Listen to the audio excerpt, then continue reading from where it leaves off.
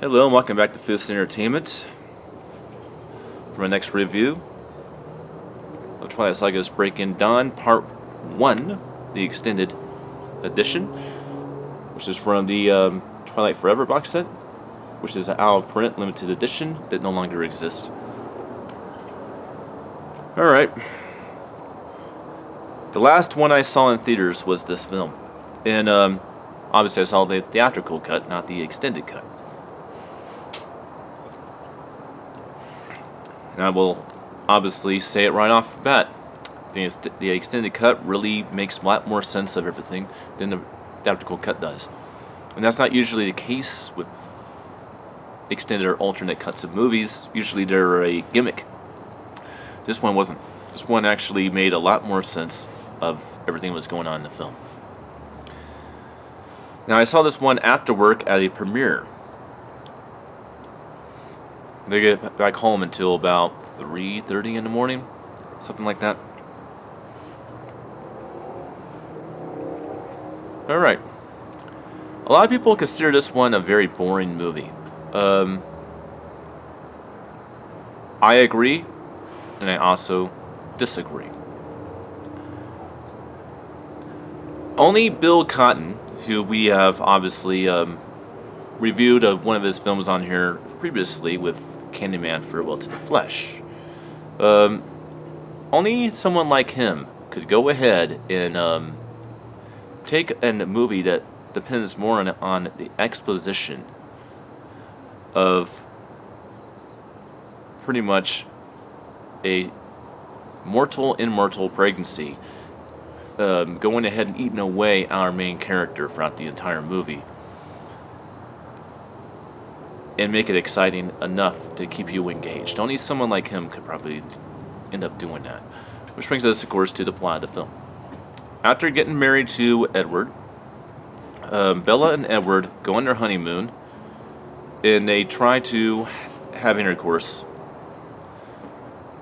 while she still is a mortal.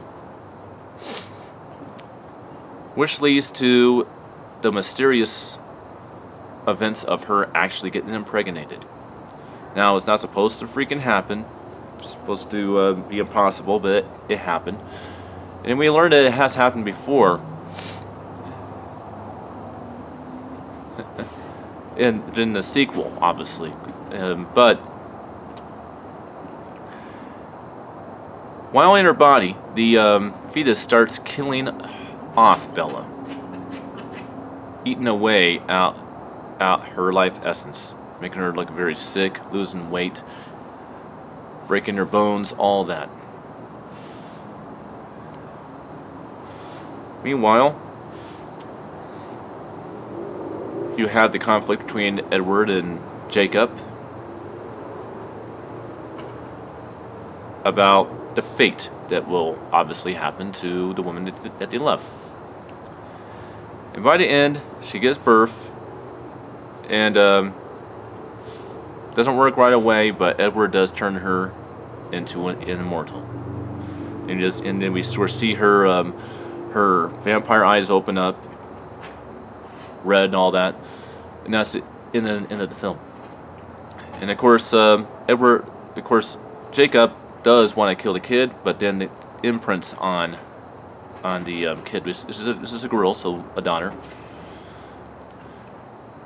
And imprinting for a werewolf means that you have an unbreakable bond to protect and love this individual. And because of that, he's able to prevent his own family of werewolves from killing the child, which they think is an abomination. It's a part of their most sacred law. You cannot kill an individual that a werewolf has imprinted on. So that's pretty much the plot of Breaking Dawn Part 1. The theatrical cut or extended cut, it's the same plot. Okay, quality. This is the longest one in my opinion of the film series. Longest one, and yes, it does drag. But great movies always drag. Is this the greatest one in the franchise? No. Matter of fact, in the next review, I will be ranking the movies as well. But it's definitely not worth all the hate that it gets, especially if you watch the extended cut of the film. It's kind of like, a Batman v Superman or Justice League thing. The theatrical cuts of the films are really not as good as the director's cuts of the films.